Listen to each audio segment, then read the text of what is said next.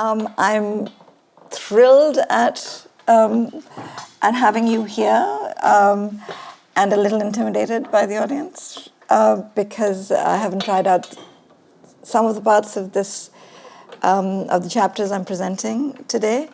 But I'm very much looking forward to your responses because I was hoping to get this chapter. This is from my preface and the first chapter, so I was hoping to get them written this summer. And I don't know if that's going to happen, but I'm hoping that your responses at least will help me sharpen my thinking. I would like to dedicate this lecture to my father, Sadia Abbas Azad, who died on the 23rd of May.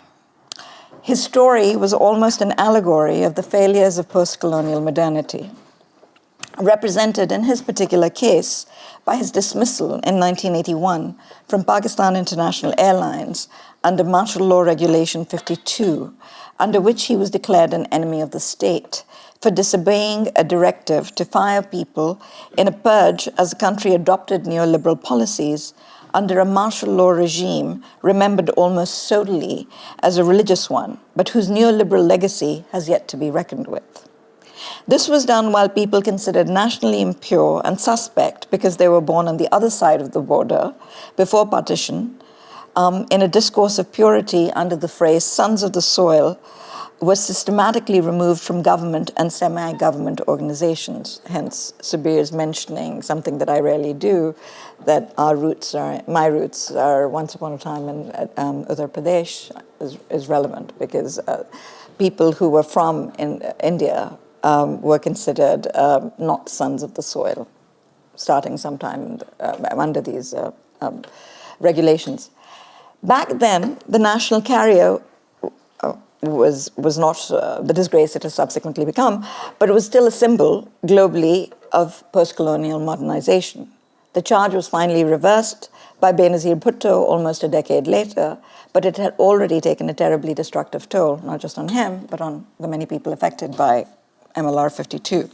My own work is everywhere underpinned by an effort to understand the forces that underlie such events and the histories and formations that make them possible.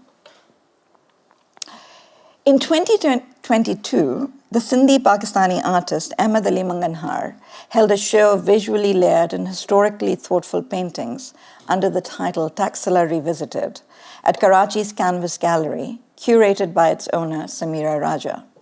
Dense, occasionally eerie, rangingly referential, these paintings engage post-Enlightenment ruin aesthetics, colonial history, and the politics of preservation in the post-colonial state, as well as the larger supranational global present. Evoking an impressive range of violence, ancient and modern, colonial and post-colonial, the paintings pull together British colonial history, which drew upon Alexander's expansion into India and presumed a historical affinity and even continuity with the Greek presence in the region, with an American neo-colonial and modern imperial one. To orient you visually, I'd like to begin by giving you a quick slideshow.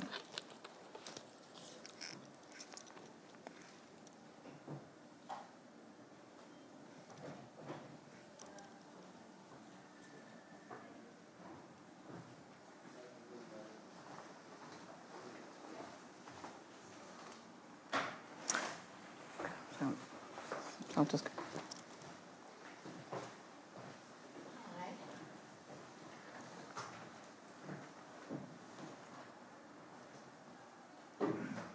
All right. So I'll come back to some of these paintings more specifically as I discuss them, but I just wanted to give you a sense of who and what I was talking about before I proceed. The paintings in Taxila Revisited take as their subject one of the most important archaeological ancient sites in South Asia. The paintings are somewhat spectral visual palimpsests, not literal, but now you know what I mean. Partially realized Gandharan statues, visions of Alexander, ancient-seeming figures like monks and columnar remains of architectural ruins appear in partially realized form on similarly partially realized landscapes and buildings, somewhere between ghost and X-ray. For an artist who often focuses on pop cultural themes, nevertheless rendered with irony and a certain distance, this rendering of a very different subject is striking and significant. In conversation with Manganhar, it becomes clear that for him, his engagement, inspired by a trip to Taxila, it becomes clear that for him, his engagement, which is inspired by a trip to Taxila, the ruined status as a function of a not yet dead colonial history in the modern state is significant. I have a feeling that I mucked up the grammar on that, but I don't have the wherewithal to rescue it. In the artist statement accompanying his show, he wrote, quote, "I spent 2 weeks with Dr. Nadeem Omar Tarar, who was working on Gandhara, and had a workspace he could share called Center for Culture and Development, going around with his sites. I visited the Colonial Museum and worked with photographs from British archives. But photographs are staged and dead pictures did not work for me. So I reworked them out of time and set them in the landscape of wind-free Taxila, the deliberations of British archaeologists being addressed by Alexander on his charging horse among monks and statues from other times. To me, history painting is not about facts, ideas, or even interpretation. It could be about the many images that historians of power have left behind. What did British archaeologists tell us by the excavation and its display in the museum? Did they see this place only as prehistory, a stagnant place important for its ruins, or were they looking at their own image, like the Greek myth of Narcissus, uncovering the Greek roots to Gandharan Buddhist art?" End of quote. So this is Manganhar.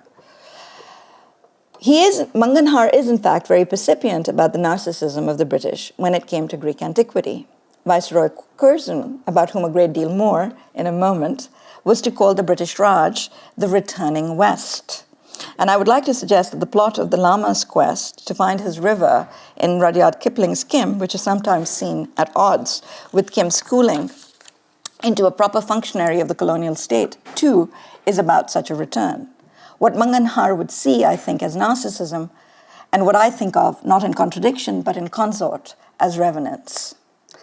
The historical consciousness Manganhar delineates explicitly in the statement is worked subtly into his meticulously palimpsestic formal practice, where paint is applied, figures added, then painted over, and often deliberately faded out, so that some, like the histories that concern him, persist in fragmentary form, presenting themselves into our visual field and consciousness, obtruding almost imperceptibly, but making one, at least this one, want to grasp, hold on, and understand. Manganhar is skeptical of both the colonial and post-colonial nation-states' conscription of antiquity. His is a regional Sindhi identification. And, I mean, there's not enough history of Pakistan written about this, but the regional Sindhi is very frequently just written out of the history of the nation-state. So it's very significant what he's doing, and very under-theorized and underwritten, not by him, but by others. His is a regional Sindhi identification, and in conversation, he talks about the thinking of the Sindhi leftist, writer, and human rights lawyer, and founder of the Awami Tehreek Party, Rasul Baks Palijo, who was also one of the founders of the movement for the restoration of democracy under Ziaul Haq. And the Awami Tehreek is significant also because the women's wing, known as the Sindhiani Tehreek, was very, very active in Sindh. So it's a very, he's immensely important. And again, it's stunning and striking that, we have virtually no work on it in postcolonial studies, which is largely the fault of Pakistani scholars, I would say. Since this is going to go up online, I guess I'll get in trouble with all kinds of people, but so be it. Speaking of his visits to Taxila and the preservation of the site, which prevents it from being part of a lived engagement by local artisans and inhabitants, that's his account, by both UNESCO and the nation-state, he expresses a perplexity he felt at the turning of the place into a commodity from which he felt alienated in the sense of not being able to feel any claim to the place, he says, any right to be there. And I'm translating badly his Urdu. And here he speaks in terms of the land, of belonging, and even uses the word dharti. Combined with the elusive renderings that are his paintings, such thoughts and affiliations pose a subtle challenge, disclosing, while simultaneously critiquing what I'm delineating as a ruin matrix in the book, in progress, revenant ruin, from which the stock is badly and ruthlessly accepted. This doubleness of disclosure and challenge, reveal and critique in aesthetic engagements with ruins is central to revenant ruin. One might even say that postcolonial figures such as Manganhar specify what one might call a colonial ruin matrix. At least that's what I'm arguing in the book, and I'll welcome questions, even as they critique it. That is, their critique discloses the matrix in the process of challenging it.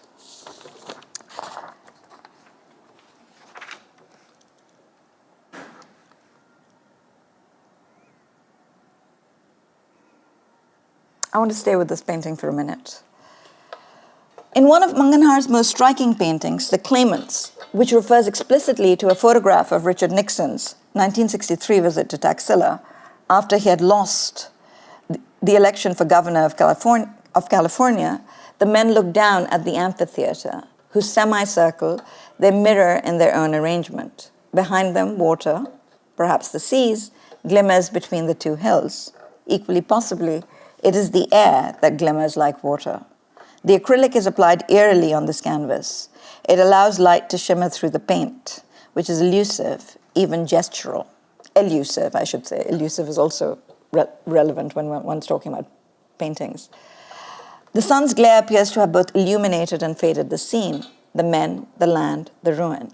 There's something spectral about the figures and scene, as if the light is running through them. The phantom fade evokes Manganhar's other richly allusive painting, The Fading Feast. And I don't know if we can fully get a sense of it, because the light kind of disappears, the contrast disappears a little in the room, but it is a fairly faded painting, and what may not be clear is that those figures, which are kind of hollowed out in the original as well, are, sort of Spanish grandees, and they could be they could be Walter Raleigh, they could be any of these colonial figures from the Renaissance. So that phantom fade evokes his other richly allusive painting, The Fading Feast, in which figures that might be Francis Drake or Walter Raleigh or some Spanish grandee taken from Renaissance paintings are arrayed around a table with the remnants of a feast, palm trees in the background, suggesting an event already receding into the past, difficult to apprehend, but not quite absent. The spectral quality of The Claimants is also derived from the way it refers to the photograph of Nixon's visit to Taxila and echoes Manganhar's play with the photograph in Greek myth Narcissus. So again, as you can see up there, he's playing with the same photograph all over again, right? So both paintings, in turn, that is Greek myth Narcissus and The Claimants, recall, to me at least, Felice Beato's photographs of post-mutiny India. And he does say that he dove into the colonial archives. But perhaps the most famous of which is the very staged one at Sikandrabad, which you will undoubtedly recognize because it's so all over the place and just on the cover of so many novels. And I mean, as those of you who know the photograph know that he staged it after the mutiny and had the skulls arrayed and put out, and then it's a very staged scene of atrocity. I think it was a year or two after the event. So and then he did a whole bunch of so it's ruin upon ruin, right? Because there are also all these sort of bullet holes and so on in the photographs. It's relevant because the book actually is not about Latin America so much. It's about Greece and Turkey, South Asia, and the Americas. So it's connecting ruin discourse in all of these places and racialization, ethnic divisions, and population transfers. So, but anyway, I won't go into all of that. But Beato is important because Beato, of course, also spends a lot of time in the Levant and also takes photographs of the Crimean War. So the Mediterranean context, which is what I'm connecting elsewhere in the book, is also very important. Coming back to the Claimants, The object of the man's somewhat wandering gaze and desire in the Claimants, and desires with a question mark, is the ruin. It is fittingly reflexive that the viewer gazes at them as they gaze at the ruin, performing in that relation the way we have learned to mirror that desire, indeed to be schooled by it. The stark announcement of claim in the painting's title poses more questions than it answers. What is the nature of this claim? What precisely is claimed when one lays claim to a ruin? Does the ruin specify the land, making it a space to be claimed? What indeed is the relation between space and the ruin? What is the mediation of time? The painting tells us everything and nothing, while returning us to the ongoing significance of ruins in the structuring of life and its management in the modern era.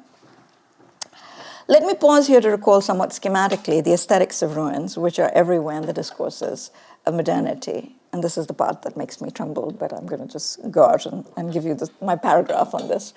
Broken, fragmentary, yet beautiful signposts of a glorious past, exquisitely staged, abstracted monuments to a nostalgia for an even more glorious future. In the post-Enlightenment phase, they are used to summon Greek and Roman antiquity to ground claims of Western civilizational superiority and become anchors for the production of racialized identities, and to enable the subsumption of human habitation of space to its reorganization by historicism's time. Represented in picturesque and antiquarian engravings and paintings, celebrated with fervent melancholy in literature, claimed by an equal fervor that cannot admit of its melancholy or its fervor in philosophy. I'm thinking of Hegel, which is contentious, but I'm happy to take questions. They are both arche and telos.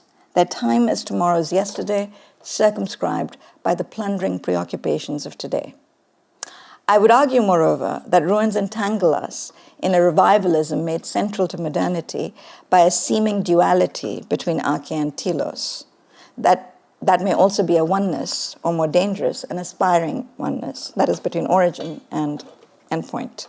They enable an abstract dominion over the earth in the service of proprietary claims emanating from historical assertions of origin over human habitation and dwelling, helping introduce a permanent temporal disjunction between habitation and space. Greek ruins have become material signifiers for historicism's conscription of antiquity, supplying a relation between the past and present, construed in civilizational or nationalist terms, and provide, moreover, a paradigm for such relations between civilizational pasts and nationalist or national presents, such as Judaism in Israel, Hinduism in India. As historicism's props, ruins function as deed and ground for the right of some groups of humans, and only humans, to the earth, and for the perpetual displaceability and disposability of others. By historicism, I mean to suggest, because I know it's a capacious term and everyone uses it, etc., I mean to suggest a deterministic notion of historical periods, an overdetermined teleological relation with origins, and a developmentalist or stadial conception of time in which the colonized are usually seen to be left behind. In the assistance they provide to the division of humans according to race and ethnicity, predicated upon title to a Greek past imagined as origin, ruins have been entwined with the forcible displacement of populations and the right of other populations to dispose of their futures and displace their persons. I'm thinking here particularly of the Greek-Turkish population transfer, but we might also think of what is happening in the Middle East today, and of course of Muslims in India and Ram temples and so on. Drawing upon this formation, shaped by Germans such as Johann Winckelmann, adapted and translated by figures such as Henry Fuseli, presented with perverse intensity in the art of Piranesi, and acquisitive grandeur in the paintings of Giovanni Panini, permeating English Romanticism, shaping the grand tour for young European men, ruins played a very particular role in the British colonial state, which is my primary focus today, not other European colonial powers, although one could, I think, speak of those too. While appealing to the Greek situation, the British adapted it to the Indian circumstance, using it to justify colonial jurisdiction while drawing upon it to create and fortify racialized ethnic taxonomies and divisions. Manganhar is, as I said, explicitly conscious of this history, which his paintings summon even as they open a reflection on the Pakistani state as an inflection of South Asian decolonization and as a particular instance of the post-colonial state. And I think it's worth pointing out that as Indians, many of you, I think, are Indian scholars. I don't know everybody in the room. I apologize if I'm making claims about people. I don't mean to. But there's a lot more work on India and antiquity. There's virtually nothing on Pakistan and the subject. So it might be a very uneven conversation. I mean, in fact, virtually everybody that I cite, all the scholars I cite are Indian, and they're talking about India, right? So my scholarship is in a very contrapuntal relationship with those scholars, and I've written. I mean, Roshmi knows this because she hosted me at Warwick. I've written about the Indian situation in Kuratala and Heather on Hindutva and Indian antiquity, but there's nothing on Pakistan. No, I beg your pardon. There's some stuff on Pakistan, but not nearly enough. Nadeem Umar Tarar's work is there, but it's a slender body. Manganhar's engagement with Gandhara and the Colonial Archive reminds us, on the one hand, of Kipling's Kim, published in 1901, and of Lord Curzon, who gave a remarkably significant speech to the Asiatic Society of Bengal in Calcutta in 1900, both in turn reliant on James Fergusson's formative role in delineating and theorizing the antiquities of India, while linking them to racialized divisions between the North and South in India, as Tapati Guha Thakurta has so forcefully shown in her very fine Monuments, Objects, Histories. Let me turn briefly to Kim. And as a literary scholar, I should be probably hung, drawn, and quartered for the very sharp shrift I'm about to give this novel. Soon after Kim clambers off the cannon named Zamzama in front of the Lahore Museum at the beginning of Kipling's novel, he spies a tall man he cannot quite place within the frame of peoples he recognizes within India. The man turns out to be a Tibetan monk, a lama on the spiritual quest which Kim will join as guide, acolyte, and spy in the great game. But before he does so, he takes the lama into the museum to meet the curator, a character based on Kipling's father, John Lockwood Kipling, founder of the Mayo College, which went on to become the National College of Arts at Lahore, the most significant arts institution in Pakistan, by the way, where indeed Manganhar received his artistic training. The curator is presented as another sort of priest. As Lama and Kim head to this meeting, they pass by statues representing the Buddha's life. Quote, Kim clicked around the self-registering turnstile. The old man followed and halted, amazed. In the entrance hall stood the larger figures of the Greco-Buddhist sculptures, done, savants know, how long since, by forgotten workmen whose hands were feeling, and not unskillfully, for the mysteriously transmitted Grecian touch. There were hundreds of pieces, friezes of figures in relief, fragments of statues and slabs crowded with figures that had encrusted the brick walls of the Buddhist stupas and viharas of the North Country, and now, dug up and labeled, made the pride of the museum. In open-mouthed wonder, the Lama turned to this and that, and finally checked in rapt attention before a large altar relief representing a coronation or apotheosis of the Lord Buddha. The master was represented seated on a lotus, the petals of which were so deeply undercut as to show almost attached. Round him was an adoring hierarchy of kings, elders, and old-time Buddhas. Below were lotus-covered waters with fishes and water birds. 2 butterfly-winged devas held a wreath over his head. Above them, another pair supported an umbrella surmounted by the jeweled headdress of the Bodhisattva. End of quote. At the end of the novel, we return to the scene from the museum. I haven't actually encountered anyone talking about this. The Russians have been symbolically defeated. The Lama has found the river he has been looking for, but he has decided to come back from death and the promised peaceful oblivion to be with Kim. Having foregone the peace he had sought for so long, he becomes, in an extraordinary scene of revenance, a living version of the statue of the Bodhisattva. Kim peered at the cross-legged figure, outlined jet black against the lemon-colored drift of light.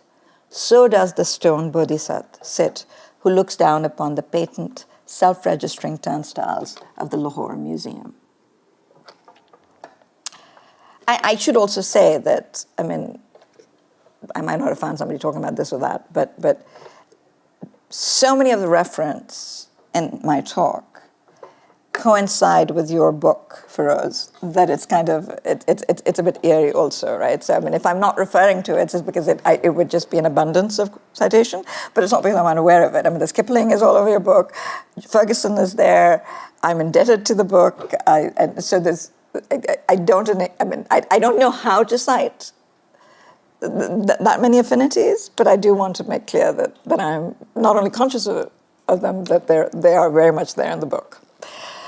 The mysteriously transmitted Grecian touch attributed to the sculptors of the statues draws on a pervasive strand in colonial thinking that attributed Greek origins to Indian ruins, and upon a conception that had brought together origin and colonial right, encapsulated in Curzon's evocative phrase describing the British Empire as the returning West, referring, of course, to Alexander.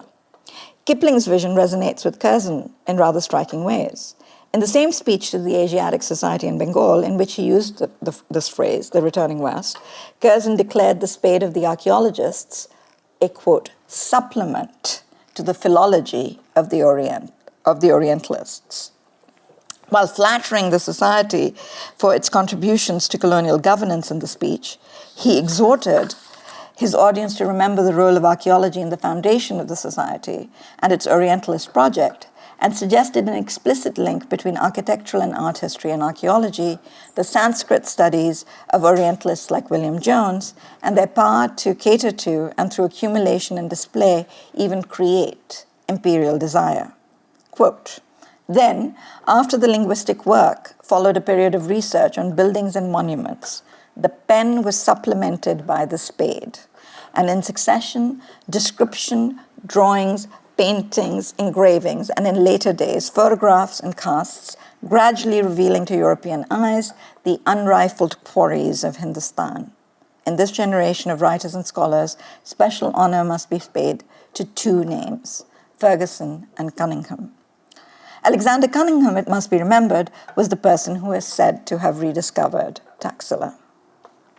On the one hand, Curzon's speech explicitly invoked James Fergusson, and thus, willy-nilly, the role of his ruinology in the ethnicized and racialized divisions created by colonialism in India.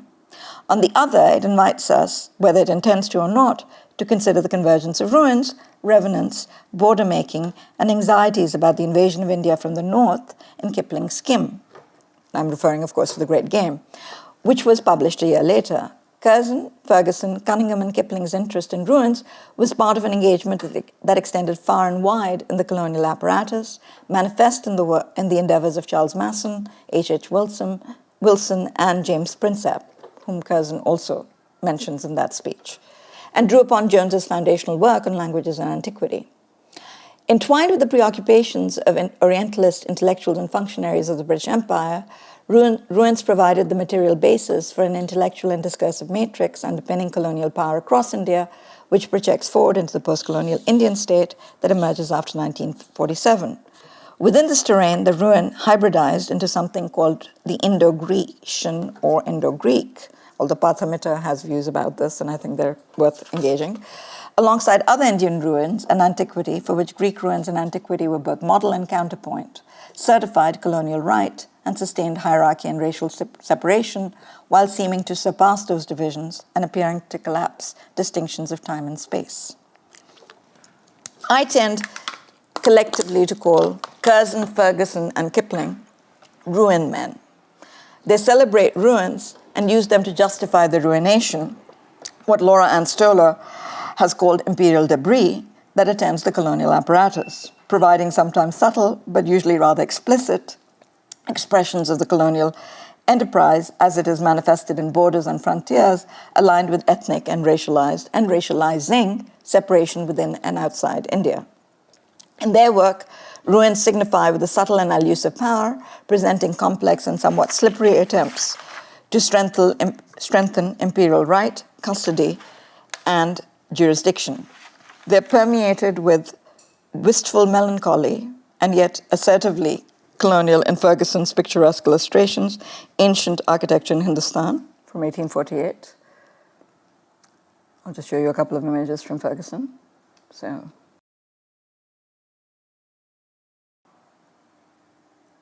And I do believe that Qurratul Ain Heather is actually, in her translations of her own Urdu novels, is referring to these engravings, which are part of the, which are there in his work. And I think they're from picturesque illustrations when I was making it this morning, but they might also be from rock-cut temples. I'm not absolutely sure. So, pardon me, I'm away from my desk and a little scatterbrained. But in any case, but the model is the same, and I have a whole chapter in the book where I discuss the way in which this particular melancholic representation, picturesque representation, kind of extended all the way into the Caribbean, and even slave plantations were represented like this. And one of the reasons was that people were taught to draw like this at Woolwich, where the military men in the colonial apparatus were taught to draw like this.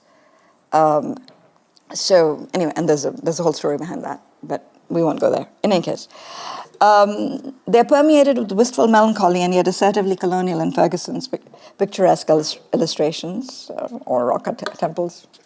I'm writing from memory, described in meticulous and material ekphrastic detail, which includes their quite spectral role in laying the foundation for an ostensible reconciliation of East and West after the mutiny in 1857 and in the shadow of the Great Game in Kipling's Game, and a providentially conceived basis for colonial custody in Curzon's speech to the Asiatic Society, and another one to the Legislative Council on the passing of the Acts and Monuments Bill in 1904. Sara Soleri has suggested that within the colonial structure, quote, chronology is always an uneasy issue, and imperial narratives consistently demonstrate their discomfort with the temporal negotiation that allows stories to represent their situatedness within a chronology that roughly approximates a history. If so, I would argue that the ruin materializes that negotiation, and Fergusson, Kipling, and Curzon enlist it in an attempt to surpass, negate, or evade those anxieties. Three-dimensional, embodied in stone, spatio-temporally fluid, the ruin summons an ancient history, facilitating the illusion of its reality, of its presence in the spatial present. Appearing to collapse time through this illusion, it can seem to give credence to a claim such as Curzon's that the British Empire is the returning West, however fraught, unstable, and misleading the rhetorical context as well as historical content of such a claim.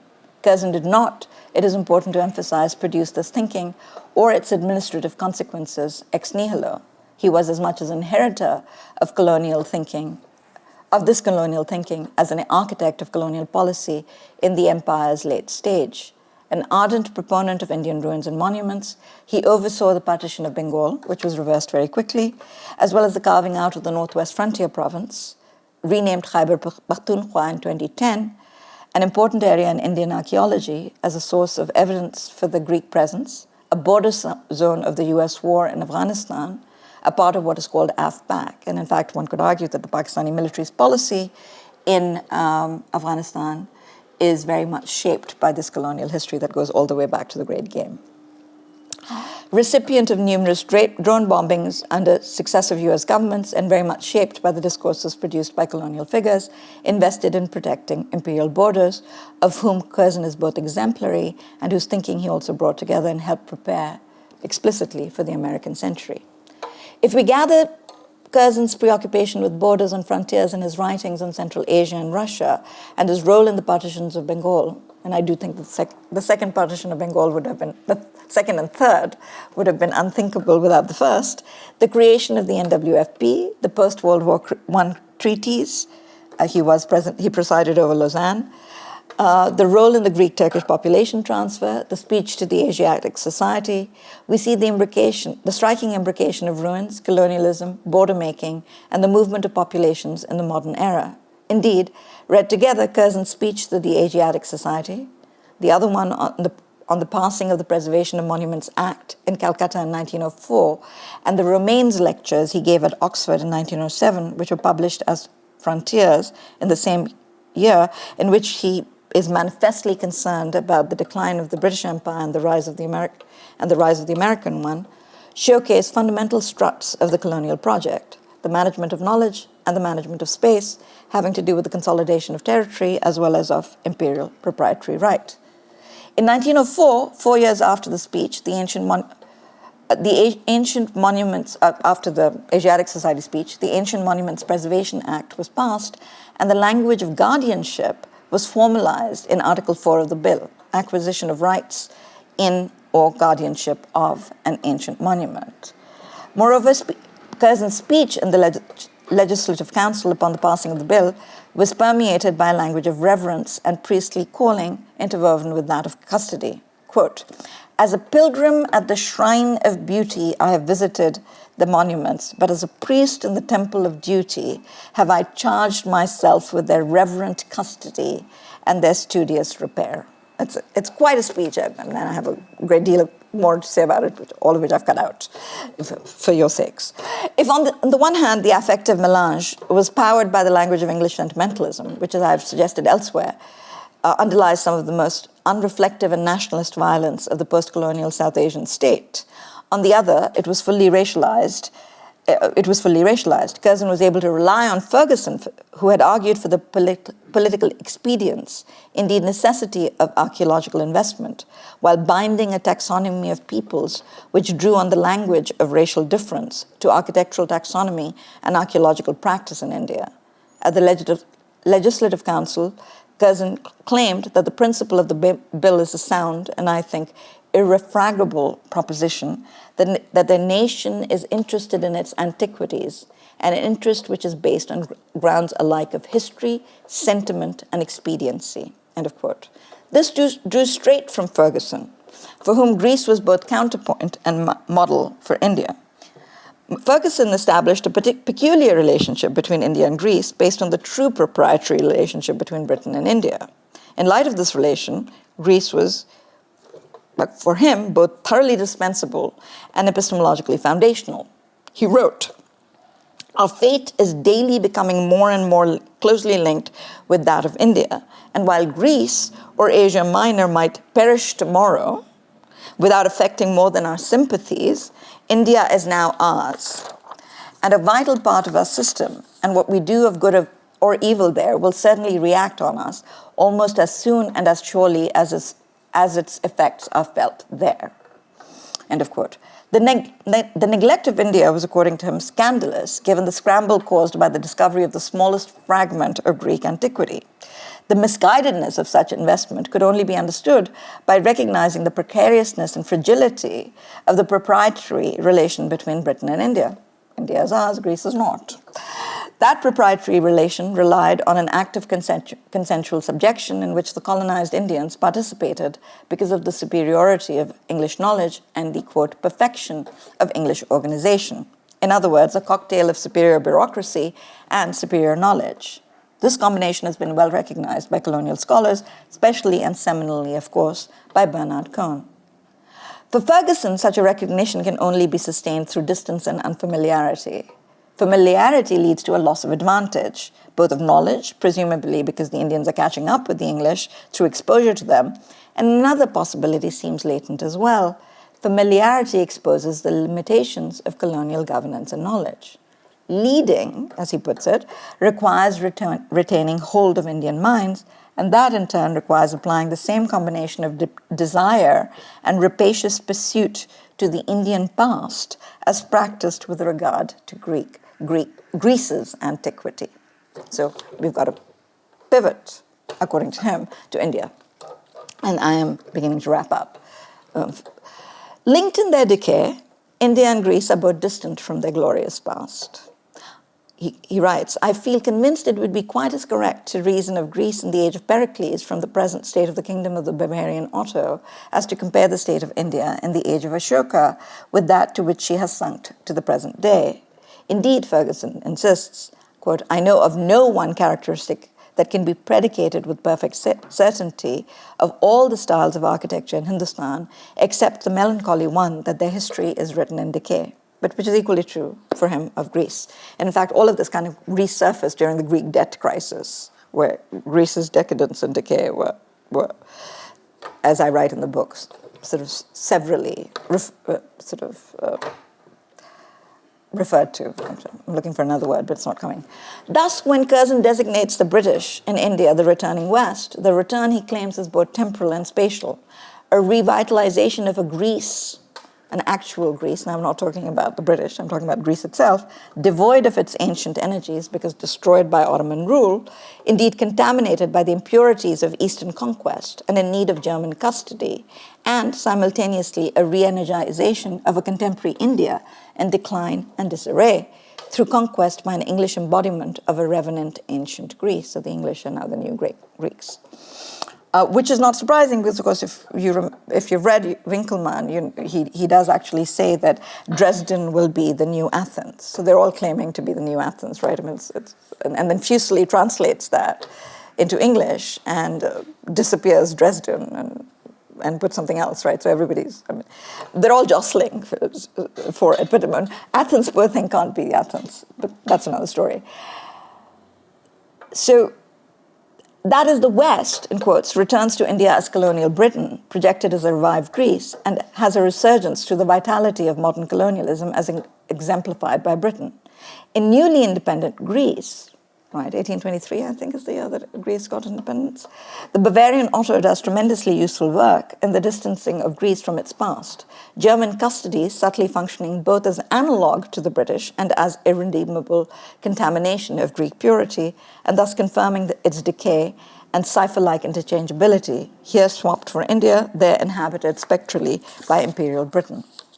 Moreover, in the preface to Picturesque Illustrations, Fergusson tells the reader that the map he has appended to the work is meant merely to point out where the buildings are and lay out the, quote, three great divisions of the country, India, into the northern part, inhabited by the Sanskrit races, the southern, inhabited by the Tamils, and the intermediate zone or belt extending from Maharashtra to Orissa, where the native races either exist in aboriginal purity or the two great races overlap one another in a manner that it is impossible to say to which the country properly belongs.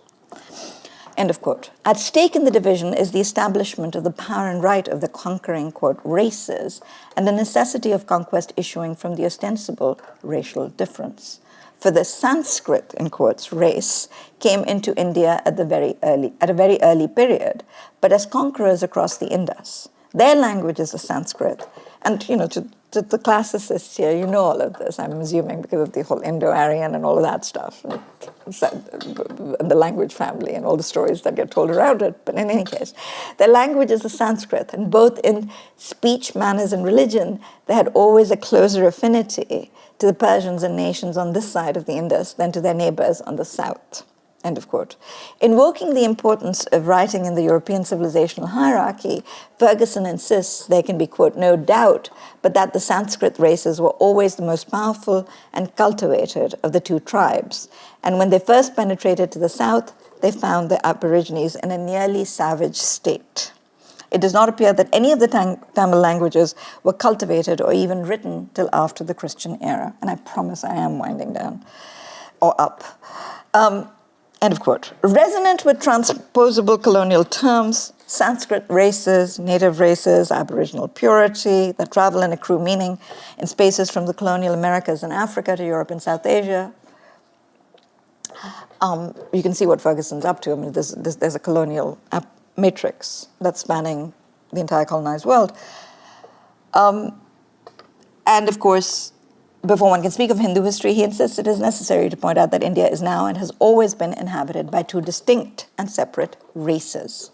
Yes.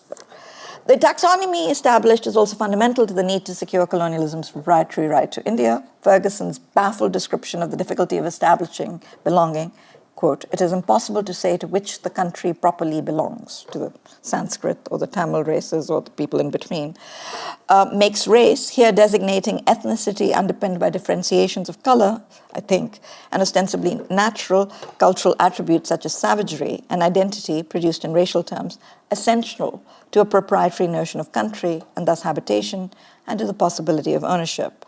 And this ownership cancels all non-proprietary forms of belonging. You cannot belong to a place if it does not belong to you, hence the almost inevitable interruption of habitation. Once connected to the question of Greece in Picturesque Illustrations, Ruined Discourse, which is also a discourse of classicism that licenses the traveling aesthetic and purchase of neoclassicism, I promised you I would only use the words once, reveals its ubiquity in the construction of colonial modernity. So, in conclusion, so might we ask, what does all of this have to do with the Pakistani state today? And why use Manganhar to come at questions of state in this way? I would propose that Manganhar's practice, with its elusive palimpsests, not literal ones, but at least attempted ones, is a fitting engagement with, perhaps even a correlative to the nature of history in the Pakistani state, whose relationship with antiquity is fractured and partial. Antiquity, associated as it is with Hinduism, has to be erased as origin in Pakistan. It cannot be acknowledged, right? In fact, and Rushdie wrote this many years ago in Shame, in fact, and he talked about palimpsests, peeling palimpsests, I think. Can palimpsests peel? I don't know. We'll talk about that later. Anyway, but antiquity as associated as it is with Hinduism has to be erased as origin, even as Buddhist and Gandharan history is periodically celebrated by the state. See, for instance, the stamp issued in 1999. This is about the Pakistani state, right? So every now and then, when the state wants to perform its, ecumenicism, tolerance, coolness, expensive antiquities, it does this. Anyway, yet colonial taxonomies shaping ethnic divides and conflicts, including colorism that underpin some of those ethnic divisions. One might think of the description of first the Bengalis, that was very operative during 1971 and the war that was fought in the partition of West and East Pakistan. And then the peoples still called Mahajars from North India, who are considered small and dark. So that's actually, there's a racialization of the ethnicities. And administrative structures of governance continue to roil the state, which pursues ruthless projects of counterinsurgency and state centralization. It's fighting at least 2 counterinsurgencies at the moment. Within such a context, Manganhar's Sindhi secular presentation is significant. It challenges the project of centralization that has plagued the nation, while suggesting connections between the British colonial project and the decolonized states' policies undertaken in affiliation with the United States, hence the play with Nixon's photographs, right? Because the Pakistani state cannot be disentangled from the choices it has made in the global arena, going all the way back to 1947. Manganhar provides, moreover, a way of thinking of an approach to the decolonized state from below. His critique of heritage and preservation could be imagined as a triple one. And this is, this is in progress. I will take the hammering you want to give me and absorb it, I promise, and make it and try to make it a better book.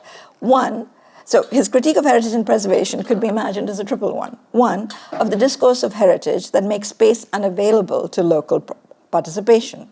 And this is a critique that you get across the board, right? This is in Greece, it's in Italy, it's all over the place. 2, of the colonial state and its historical violence. And 3, of its seemingly never-ending afterlife and the way in which the racialized and ethnicizing taxonomies of the colonial state persist into its post-colonial descendant in projects of ethnic suppression, marginalization, inequity, and when met with resistance, violent processes of state centralization. Manganhar proffers then, thus, something like an occasion for reflection on the possibilities of a local critique that does not ally itself with the nation state, but instead comes at it from a regional perspective, aligned as it is with a Sindhi left project that is not given the context statist. Thank you.